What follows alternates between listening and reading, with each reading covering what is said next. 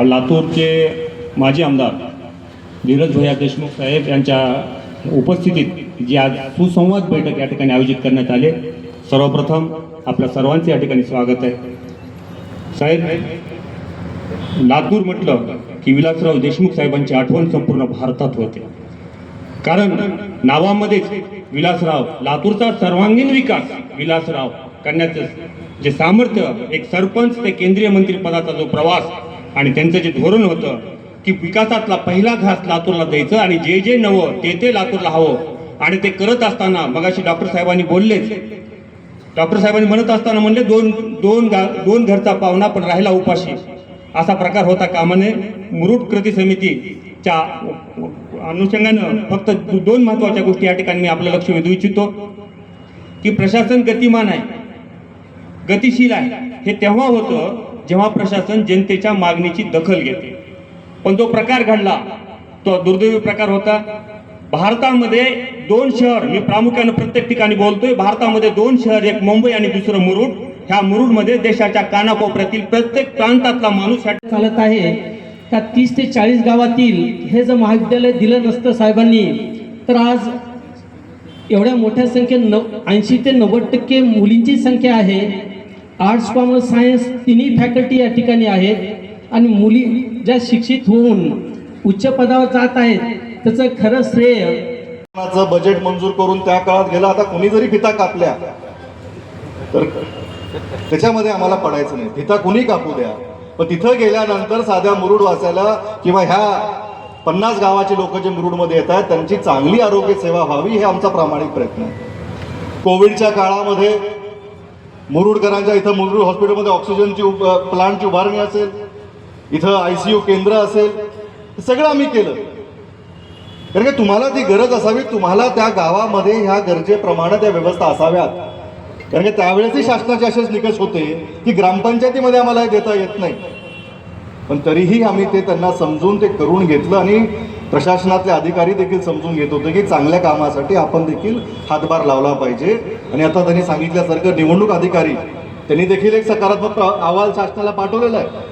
आता प्राथमिकता ह्याच्यामध्ये ही आहे, आमची प्रशासनाकडे जी मागणी आहे, आपल्या आजच्या ज्या मागण्या आहेत की पहिल्या टप्प्यामध्ये तो सर्वे जिथं आपण 17वर 23वर 35 पासून अजून खाली आहोत, तो आकडा आपला आज काय, तो तातडीनं फास्ट ट्रॅक मध्ये हा सर्वे झाला पाहिजे, हा प्रशासनानं केला पाहिजे, ही आमची पहिली मागणी.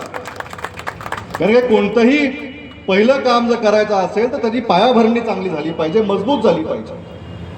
तर पायाभरणी करण्याचं काम आहे तो सर्वे की ज्याच्यामध्ये आज तातडीनं त्यांनी तो सर्वे, आता निवडणूक संपलेली, विधानसभा आहे, विधानसभेच्या वर लोकसभा आहे, ही आपली परिस्थिती, ही आपली सध्याची कार्यपद्धती आहे. आणि त्याच्यामध्ये हे होत असताना ह्याच्यामधल्या 2 व्यवस्था किंवा 3 व्यवस्था ह्या निकामी होणार आहेत. त्यामुळं आजच्या आमच्या विद्यमान ग्रामपंचायतीचे आभार मानले पाहिजे की आज आमची ग्रामपंचायत नगरपंचायतीमध्ये गेली तर आमचा पदभारच जाणार आहे. आम्ही रिकामे होणार आहोत, आम्ही मोकळे होणार आहोत. तर आपला स्वतःचा ते त्याग देऊन ह्याच्यामध्ये आमच्या लढ्यामध्ये तुमच्या मागणीला ते समर्थन करतात. त्यामुळं ग्रामपंचायतच्या सर्व सदस्यांचे जे निवडून आले त्यांचे विशेष आभार मानले पाहिजे.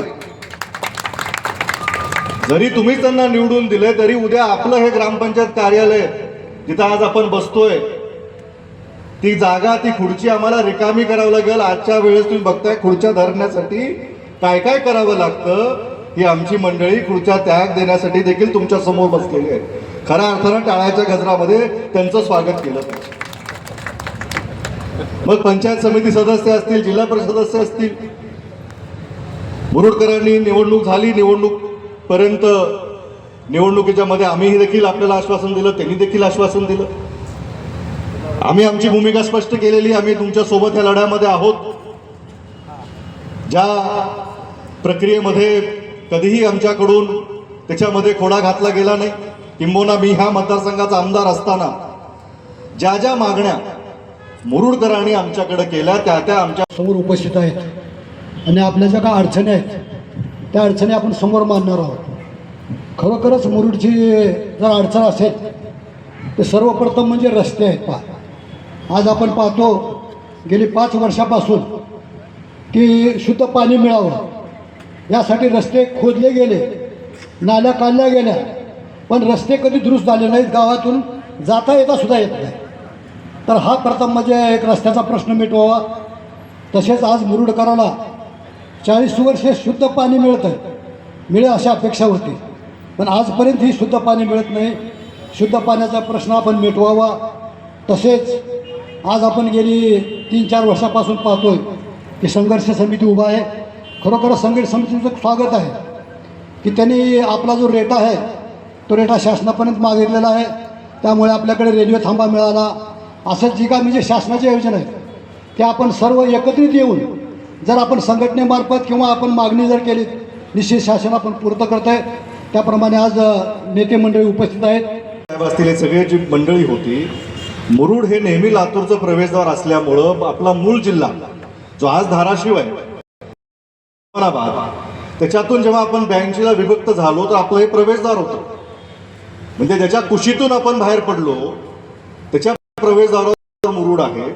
आणि त्याच्यानंतर आज आपण जर पाहिलं की 2026मध्ये आपण आज आहोत, तर मुरुडची झालेली प्रगती आणि मुरुडला येणारं काळामध्ये लागणाऱ्या त्या सगळ्या गोष्टी बाबी एक ग्रामपंचायत म्हणून न बघता, एक गाव म्हणून न पाहता आपल्या त्यावेळेच्या नेत्यांनी, त्या भागातल्या लोकांनी तो दृष्टिकोन ठेवला की नियमामध्ये विशेष बाब करून जेव्हा जेव्हा आमच्याकडे अधिकार आले त्या अधिकाराचा वापर करून मुरुडवासियांची सोय व्हावी, त्या सगळ्या वास्तू मुरुडमध्ये उपलब्ध राहाव्यात याची व्यवस्था केली.